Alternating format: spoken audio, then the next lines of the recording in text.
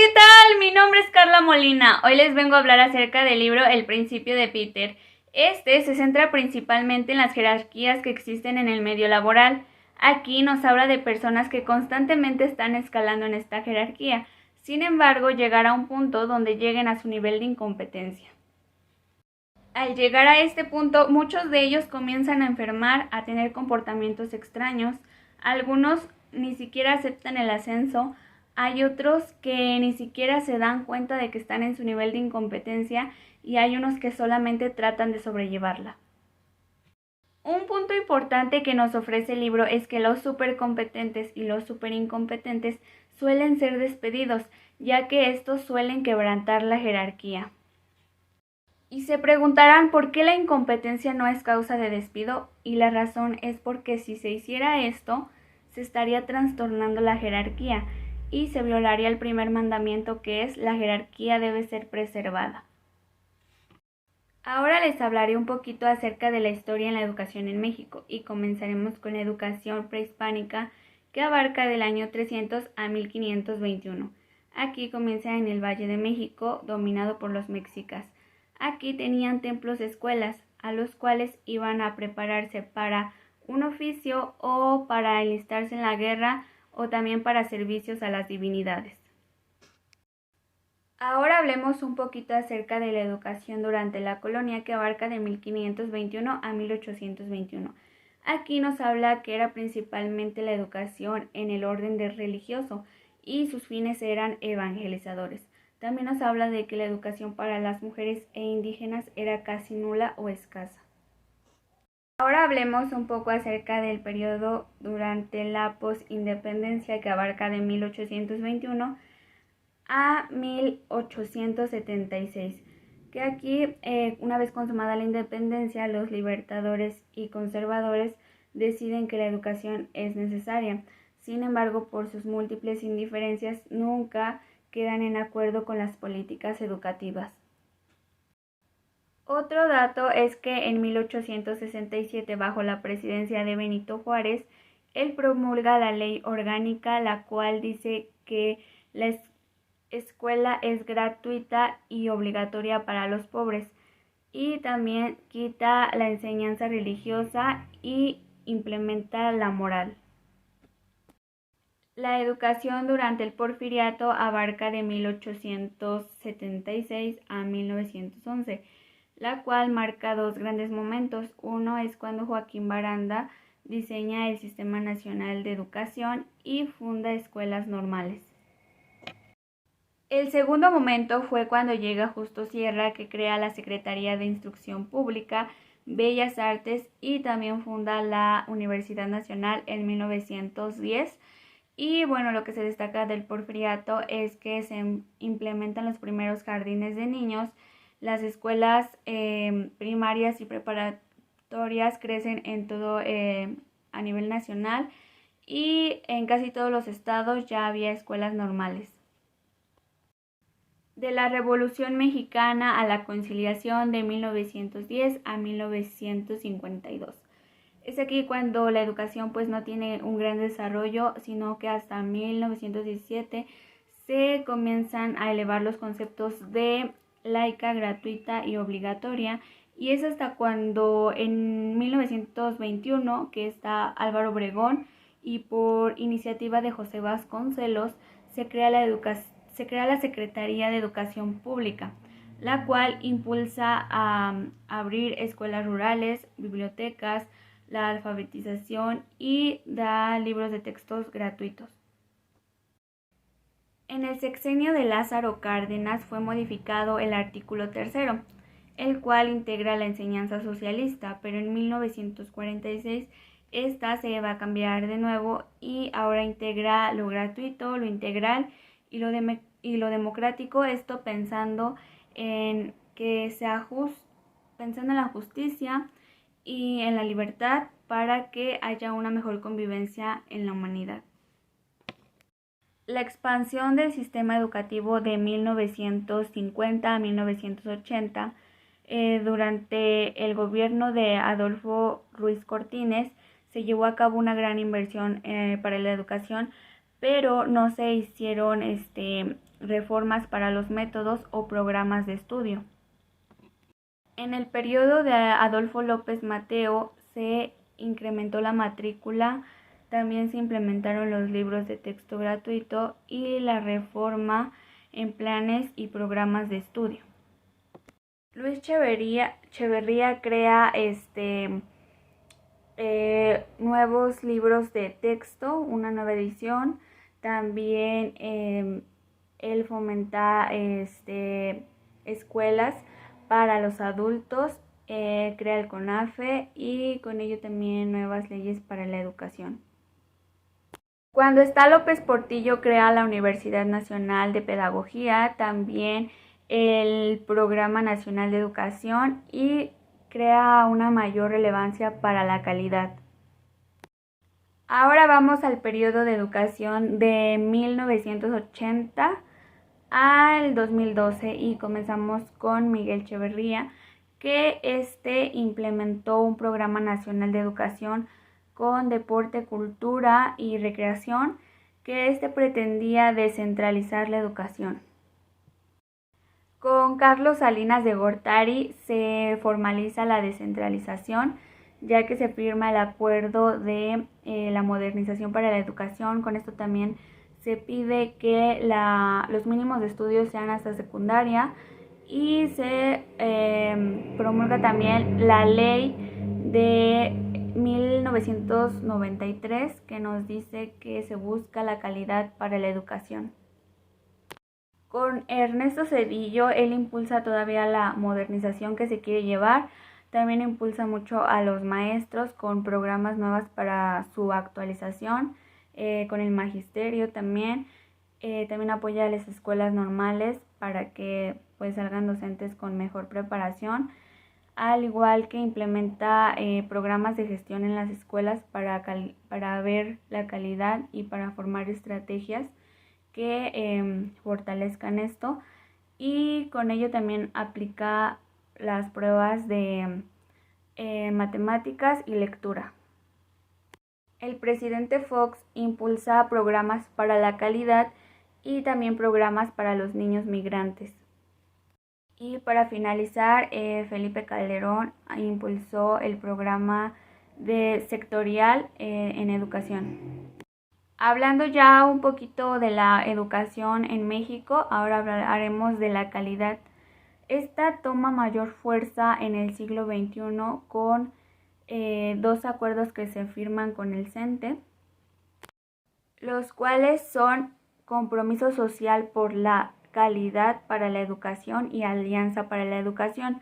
Con esto también vienen exámenes y evaluaciones para los docentes y con ello también para los alumnos, y en este caso sería enlace. Con esto las reformas curriculares se comenzaron a basar por estándares curriculares, también por competencias y por aprendizajes esperados. Bueno, calidad ha tomado a lo largo del tiempo pues muchos cambios, como calidad para todos, educación de calidad, escuelas de calidad, entre otros, y con esto se busca que los niños lleguen a cumplir sus máximos estándares, esto sin distinguir género, clase social o etnia. Con esto se crea el Instituto Nacional de Evaluación Educativa, porque se dice que la calidad se tiene que estar supervisando, y con esto pues las evaluaciones, y pues dependerán los resultados que se arrojen para decidir en qué aspectos hay que fortalecer. Y bueno, la calidad en sí se define como la capacidad para desarrollar diferentes habilidades para resolución de problemas, comprensión, entre otras cosas. Y con esto busca que los estudiantes tengan un mejor bienestar y también que esto pueda ayudar al desarrollo a nivel nacional. En conclusión, puedo decir que a través de los años se han implementado pues muchas cosas, programas, también se han implementado leyes, al igual forma se han llevado cambios, pero no podemos cambiar totalmente esta definición de calidad o podemos mejorarla porque en sí no podemos hablar de calidad cuando en México hay analfabetismo y no hemos cambiado como sociedad, que es lo que en verdad importa y también que lleva relación con lo que han dicho, llevando a cabo esas leyes, esos programas de estudio. Sin embargo, pues no nos hemos puesto a pensar ni a desarrollar pues lo que conlleva en general todo lo de calidad. También algo de lo que se habla es de las múltiples escuelas que se han construido, pero en realidad esto no nos sirve ya que pues no se ha mejorado como tal una educación de calidad. Entonces podemos hablar de grandes infraestructuras, pero si no hay calidad, pues de nada nos sirven que tengamos un edificio súper grande con todas las comodidades, espacios, pero si no hay un verdadero aprendizaje, pues de qué sirve esa infraestructura. También nos habla de que se implementaron escuelas para los adultos, pero si nos ponemos a pensar, no es lo mismo aprender desde los 4 años hasta pues el nivel de universidad o un poquito más alejado. Sin embargo, pues nunca dejamos de aprender, pero no es lo mismo, como les decía, desde cuando comienza un niño de 4 años a leer, a escribir, a que ya aprendas a los 40, 50, 30, dependiendo. Entonces no es lo mismo. La calidad en mi educación como tal, considero que pues no ha sido como tal, como super calidad, que al igual que la plantean como lo que han hecho a través de la historia. Sin embargo, he tenido la oportunidad de tener buenos maestros que he aprendido mucho de ellos. Y bueno, para tener una enseñanza de calidad, pues se necesitan aún muchas cosas. Podemos ir mejorando, pero aún no alcanzamos ese nivel para decir calidad, porque no aprendemos las cosas en un solo momento, o las aprendemos, pero no siempre las llevamos a cabo. Entonces, con el paso del tiempo, pues se nos olvida. Mencionar ya todo esto me lleva a elaborar las 8 ideas basadas en el libro, y lo primero es la infraestructura. Como puedo notar, pues a veces deslindan el verdadero problema, que es cómo enseñar, cómo hacer que un docente tenga mejores habilidades, capacidades para poder transmitir el conocimiento, y se desvían al implementar o queriendo implementar otro edificio para tapar toda esta incompetencia. Entonces menciona que hacen lo de infraestructura, construyen edificios para dar una mejor imagen, pero un ejemplo que voy a poner es la película de No Manches Frida. Ahí cuando cambia la educación que les da el profesor, cambia la escuela, se refleja en lo que ya aprendieron los chicos, sus valores que tienen, la escuela ya se ve mejor, cambia hasta el aspecto físico, cambia muchas cosas. Entonces, mejorando la educación, mejoraremos las cosas que pues no tienen tanta importancia, pero ahí se verá reflejada la educación que ya adquirimos. Sigamos con el ascenso de categoría con la maestra Clavaros, que bueno, esta persona era muy buena estudiante, pero también maestra. Sin embargo, llegó a supervisora y ahí ya no pudo. ¿Por qué? Porque seguía aplicando los mismos métodos con los niños pequeños a personas adultas. Entonces, ahí tenía que aplicar otros métodos para poder llegar a ese nivel y a no quedarse en esa incompetencia.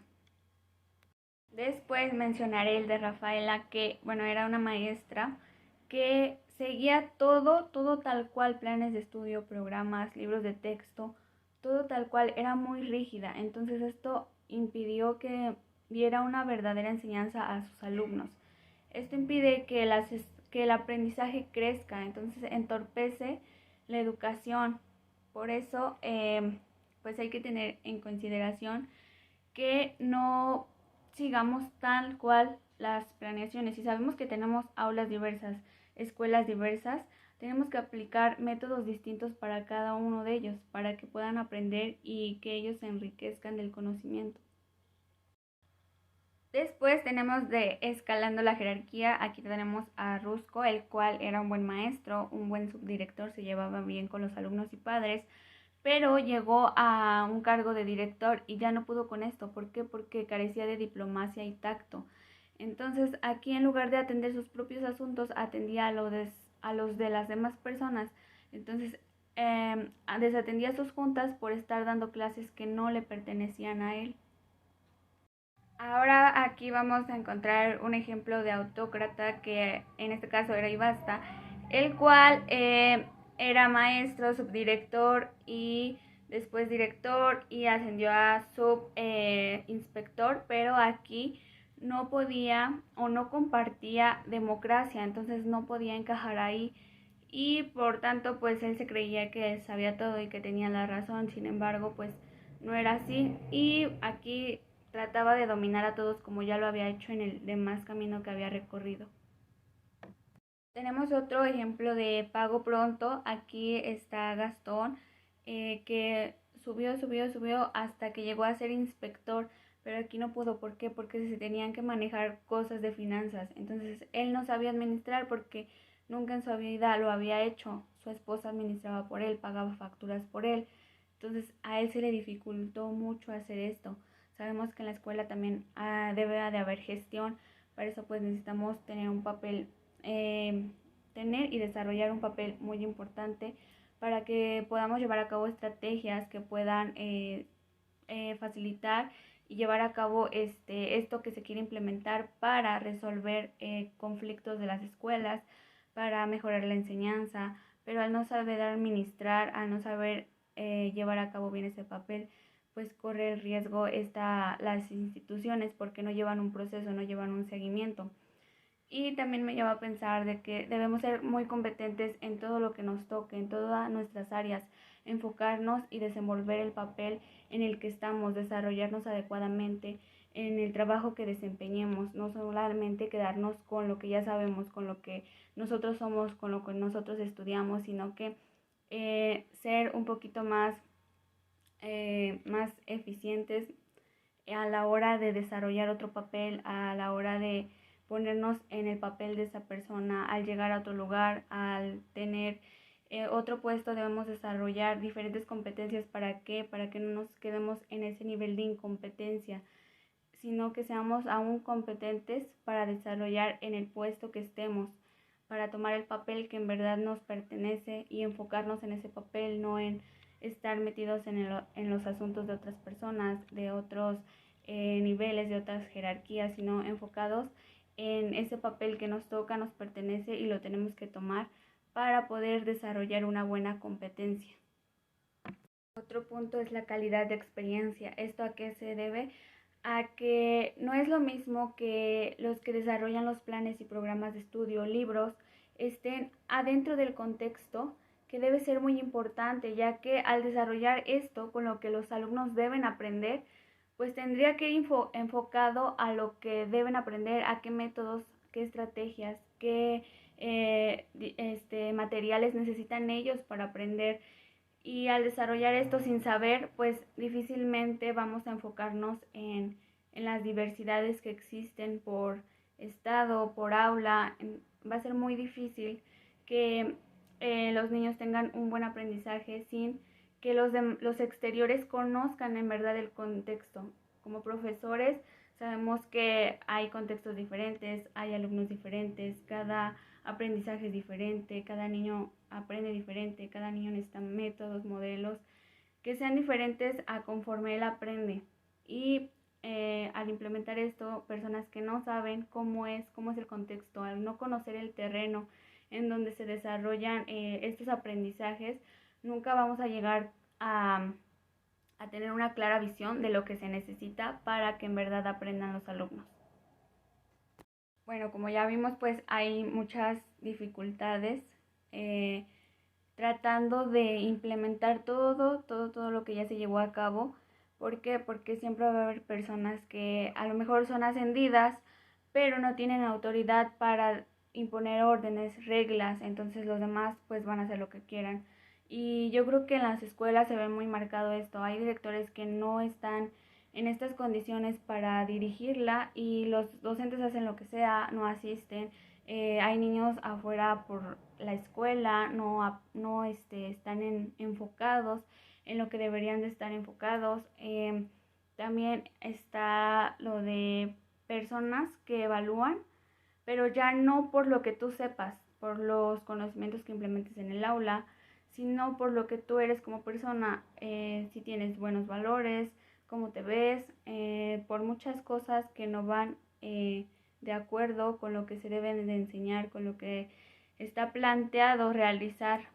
Entonces, para seguir todo esto que ya se llevó a cabo, reformas, leyes, programas, está un poco complicado al tener personas en la jerarquía con su nivel de incompetencia, porque, bueno, harán todo lo que ya se mencionó en estos 8 puntos, porque no desarrollan un papel adecuadamente, no están listos para ese cargo, no toman su papel como debería de ser, no toman la iniciativa de que si no sé, pues voy a investigar, voy a indagar cómo se hace, qué tengo que hacer, voy a implementar métodos que me sirvan a mí para mejorar en ese cargo que tengo ahora, que es una responsabilidad máxima para ayudar a pues a la escuela y a otros trabajos en los que se estén desarrollando. Les diré cómo me pareció el libro, también vinculándolo a la calidad. Y bueno, el libro en general me pareció muy bueno, nos habla del nivel de incompetencia que todos estamos expuestos a caer en ello y pues me encantó algo que dice al final, que trae una frase en la cual dice: el hombre conseguirá su mayor realización mejorando la calidad de vida. Si nos ponemos a analizar esta frase, tiene mucha razón en cómo vamos a mejorar como persona y a no atender a caer a este nivel de incompetencia que pues puede resultar hasta peligroso, porque como traían un ejemplo, ¿no? Las personas se llegan a enfermar y esto pues pasa por su nivel de incompetencia, por todo lo que ya se han esforzado y bueno, ahora ya se sienten estancados ahí. Y traía un ejemplo, el libro muy claro, que había una persona, un presidente, que él estaba enfermo del corazón, me parece. Entonces, pues lo protegían sus trabajadores para que no llevara impresiones fuertes, porque bueno, sabían el problema de él, ¿no? Entonces, para evitarle pues más daño a él, pues lo protegían. Entonces esto impedía a que llevara a un nivel de incompetencia. Y no es porque él ya no quisiera, sino porque ya no podía. Ahora enfocándolo un poco a la administración, hay personas que son muy buenas en su trabajo, en lo que ya están haciendo, pero llegan a un puesto de administración y no saben ni cómo organizarse. Un ejemplo de esto es la implementación de computadoras. Entonces, una computadora no se va a igualar a un ser humano, ¿no? Que pues un ser humano te atiende de una forma correcta, de una forma más servicial. Las computadoras solamente siguen órdenes. Esto hace que a veces la atención sea desagradable para las personas y bueno, esto tiende a que decaigan las empresas. Y bueno, también aquí hay que tener un punto muy claro para que pues nosotros no caigamos en incompetencia.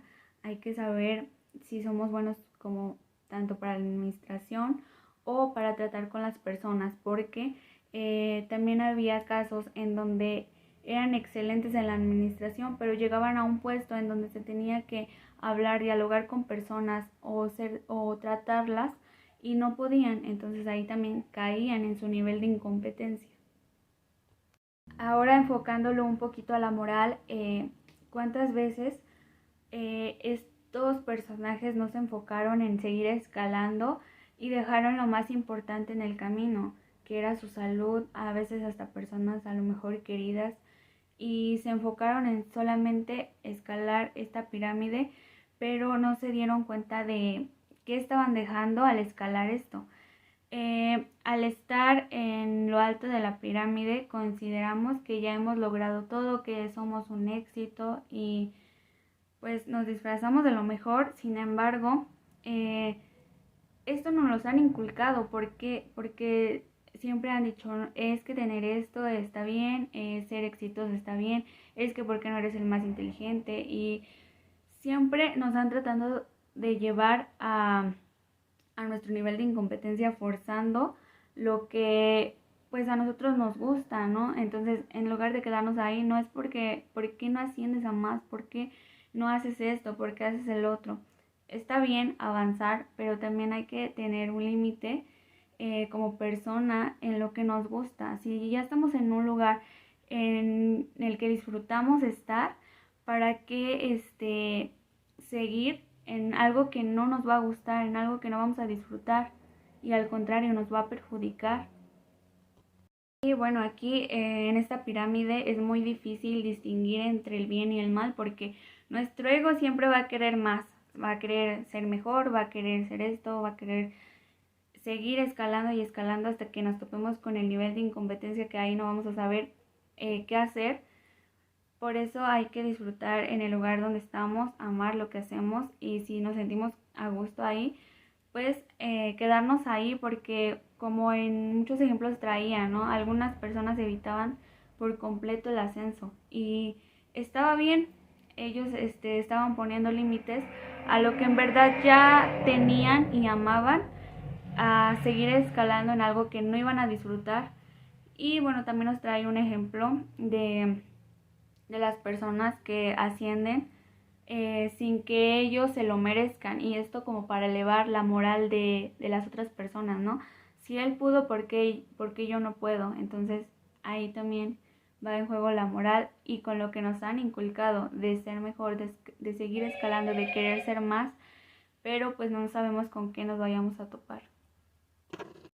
Ahora enfocándolo un poquito a la educación, hay ocasiones en que podemos ser buenos estudiantes, pero ya no podemos ser competentes para ejercer en una profesión. Entonces también tenemos que enfocarnos también a lo que vamos a hacer en un futuro, porque también habla de quejas de los docentes hacia el mal gobierno.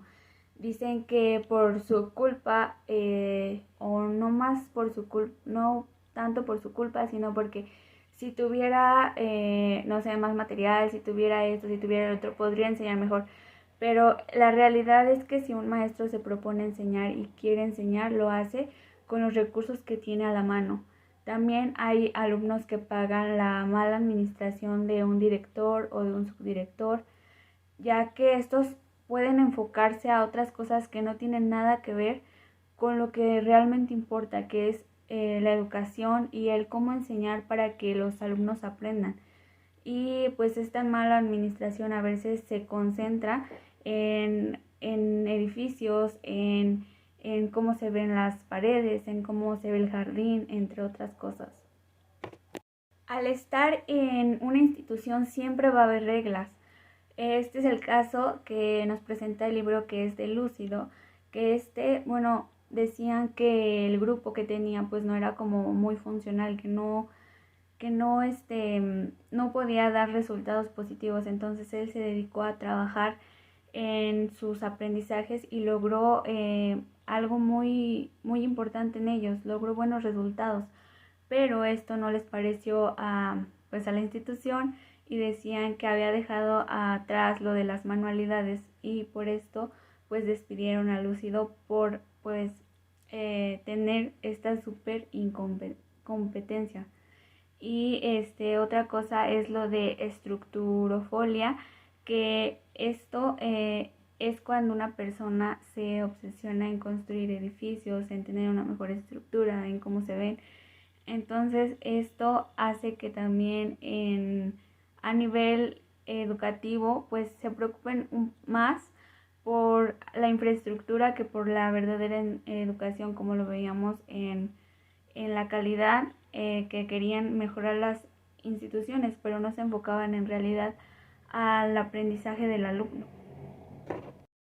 Hablando ahora de la regresión jerárquica, decía que los alumnos llegaban también a su incompetencia, ¿no? Cuando no pasaban a otro grado en la educación, entonces estos hacían que repitieran el año y repitieran hasta que podría pasarlo, pero esto a medida de que los acumulaban en ese año, pues tal vez sí mejoraban sus capacidades, sus competencias, porque constantemente estaban repitiendo los mismos conocimientos. Pero este ahora es cuando ya no los dejan ahí estancados, sino que los van pasando, y conforme se hace esto, a los otros alumnos les afecta porque no van a tener los mismos conocimientos, las mismas habilidades, porque ese alumno se tuvo que haber quedado en el nivel que no pudo pasar porque llegó a su incompetencia, o sea, hasta ahí pudo. Entonces, para que no afecte a sus compañeros, era necesario que se quedara ahí. Pero bueno, ahora normalmente los pasan o los acreditan. Ahorita les mencionaré lo que Peter propone hacer con estos alumnos, pero también antes les hablaré que él habla que a medida que pasa el tiempo, a medida que se hace la incompetencia más y más y más alta, surgen nuevas competencias para que no nos quedemos estancados. Entonces esto hace que la universidad, una licenciatura, ya carezca de valor, sino que ahora ya son los doctorados, las maestrías. Entonces, ¿cuánto tiempo va a tardar, como dice, en que haya postdoctorados? Porque no nos cansamos de escalar en la jerarquía, entonces nos hacen que escalemos aún más, sabiendo que a lo mejor eso ya no tiene como tanto valor, pero en la jerarquía pues nos hacen escalar más hasta cierto nivel que nosotros querramos. Entonces hasta dónde podrá llegar nuestra incompetencia cruzando todos estos niveles que ya tienen ahora y que han devaluado a los demás. Al hacer esto, cuando pasan a todos por incompetencia y por competentes, hacen que sea la sublimación percusiente, porque esto retarda también a los procesos educativos. Entonces todas las generaciones van a seguir, pero al mismo tiempo van a tener un retroceso. Peter propone el arabesco lateral para estos alumnos. ¿Y qué es esto? Bueno, él lo explica como dejar al alumno en el grado que reprobó y no pasándolos con los que aún todavía son competentes para el otro grado. Con esto, él busca que el alumno sea más maduro, que aprenda más cosas. Y bueno, también él ofrece como un intercambio, una recompensa al quedarse ahí. Y bueno, también que aprenda él para que pues no afecte a sus compañeros y también no reduzca el valor de los títulos que les han dado a ellos, a los otros compañeros. Otro ejemplo de educación es el que un maestro a lo mejor ya no enseña, sino que solamente se la pasa hablando de la importancia de la enseñanza. A mí la verdad sí me han tocado de esos maestros que para nada enfocan lo que saben en enseñar, sino que efectivamente lo convierten en solo platicar cómo es la enseñanza, en solo hablar la importancia, pero no enfocarse al verdadero propósito de enseñar y de que los alumnos aprendan. Bueno, ¿qué me aporta este libro? Este libro me aporta una visión más amplia del por qué a veces las personas ya no ejercen su labor como debería de ser. Y bueno, esto es porque llegan a su nivel de incompetencia, como lo podíamos ver en un ejemplo del bromista, ¿no? Que ya llegó a su nivel de incompetencia, pero ahora ya no sabe ni qué hacer. Entonces simplemente se pone a platicar con los demás trabajadores y él se siente súper grande al decir, es que este puesto sin mí no funcionaría, pero realmente no está haciendo nada. Entonces ahí también pues afecta a la institución donde trabaje porque no se está desarrollando correctamente. Y otro término que me llamó mucho la atención es el síndrome de la colocación final, que bueno, este se refiere a que muchas personas al llegar a la incompetencia pues padecen muchos síntomas, ¿no? Tanto como manías y físicos. Entonces aquí en las un poco de las consecuencias que trae esto es que hay personas que se obsesionan con el papeleo y a esto se le conoce como papiromanía. Y por otro lado hay personas que siempre quieren tener la mesa limpia y a esto se les designa papirofobia. Bueno, ahora les hablaré un poquito acerca de lo que pienso en administrativo, lo que me deja. Quiero hablar sobre la exfoliación jerárquica, que es lo que les hablaba al principio, que los súper incompetentes y los súper competentes suelen ser despedidos porque pues quebrantan y trastornan esta jerarquía. Me lleva a pensar que, bueno, tenemos que estar en un punto medio en donde pues tampoco nos pasemos de súper competentes y súper incompetentes, sino que hay que tener un balance entre esto y también en seguir pues las reglas de la institución en donde trabajemos. Aunque a veces no nos parezcan, pero bueno, saltarse las reglas, como vimos, ya a veces es causa de despido también. Pero como se los mencionaba, el ego a veces también es muy grande, ¿no? Siempre queremos estar escalando. Y bueno, esto pues no sabemos a dónde vaya a terminar. Y hay otro componente en la administración que a veces, como decía, podemos ser buenos en la administración o con las personas interactuando, atendiéndolas, entre otras cosas. Y bueno, aquí pues también tenemos las opciones de ver y estar atentos a este nivel de incompetencia en el que pues no queremos caer. Entonces hay que tener cuidado con qué somos más buenos, y con la administración o estando interactuando con las personas. Algo que moralmente me aporta este libro es que ser muy competentes o ser muy incompetentes pues nos puede ir mal, ¿no? Entonces, como seres humanos y como personas siempre tratamos de escalar a la cúspide para sentirnos más satisfechos, más realizados, mejor con nosotros mismos. Pero hay que tener en cuenta esto que nos dice el libro, porque es muy importante. Si no tenemos la necesidad de llegar a la cúspide y si nos sentimos cómodamente en lo que estamos haciendo y en lo que estamos trabajando, no es necesario escalar pues a más. Sin embargo, yo creo que el ego siempre nos pide más, más, más y ve por más. Pero enfocándome un poquito al libro, yo elegiría un placebo para estar en una forma neutral, como menciona en el libro. Una forma en la que ame lo que esté haciendo y también no me afecte.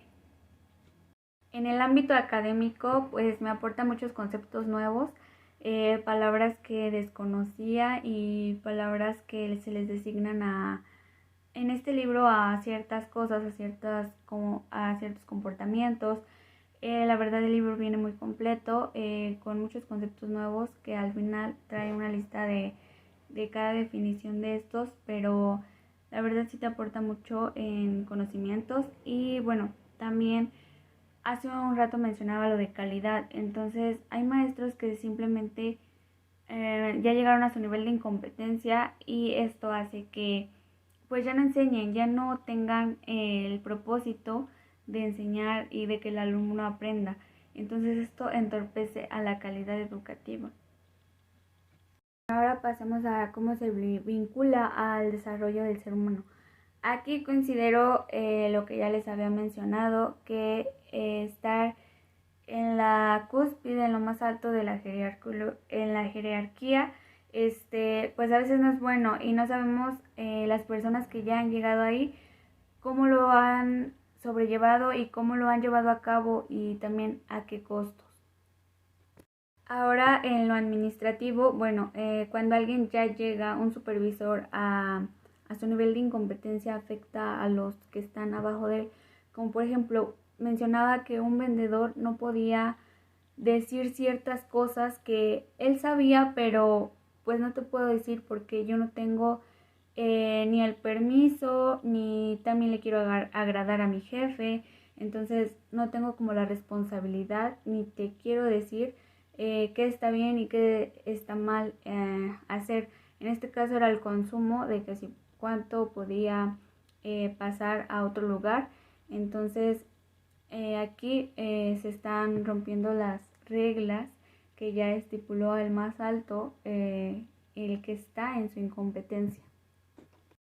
Había otro ejemplo en los gobiernos que siempre eligen al que tiene mejor porte, al que se ve mejor, al que personalmente está como más capacitado para tratar con las personas, al que es más empático, en lugar a elegir al que en verdadmente sabe. Pero por consiguiente nosotros elegimos pues sí, al que es más empático, al que nos entiende, al que nos comprende, sin saber si realmente él sabe a lo que se va a, a interponer cuando llegue a este cargo.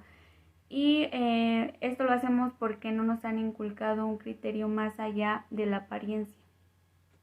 Otro ejemplo que trae ahí es el complejo de edificio, que se centra en que ven incompetencia en sus profesores, pero ¿qué hacen? Deciden invertir en edificios en vez de hacerlo en la persona y en programas que ayuden en verdad a este problema y no en un edificio. El edificio no va a cambiar la realidad educativa. En lo moral puedo decir que había un caso de empuje, el cual a veces una persona lo hace con buena intención, ¿no? Empujar a otro o porque le cae bien. Entonces no sabe el daño que le está haciendo a esta persona. ¿Por qué? Porque lo llevará más rápido a su nivel de incompetencia cuando él no se ha esforzado ni por conseguirlo. Entonces esto hará que llegue más rápido a su nivel de incompetencia y pues no podrá escalar más allá porque fue llevado rápidamente. En el ámbito educativo puedo ver que bueno, hay constantes cambios y por ende tenemos que actualizarnos, ¿no? Esto hace que escalemos más y por un lado si lo veo mal, como dicen, a veces se devalúa lo que ya está por estar escalando, estar haciendo estos escalones. Entonces constantemente tenemos que estar actualizándonos y como ya lo mencioné, cuando hay maestros que ya llegaron a su nivel de incompetencia no enseñan. Pero con algo que me quedo para nivel educativo es que a pesar de que algún día llegue a mi nivel de incompetencia, no me desviaré del propósito de un docente, que es enseñar a sus alumnos y no solo conocimientos del plan de estudio, sino para la vida en general.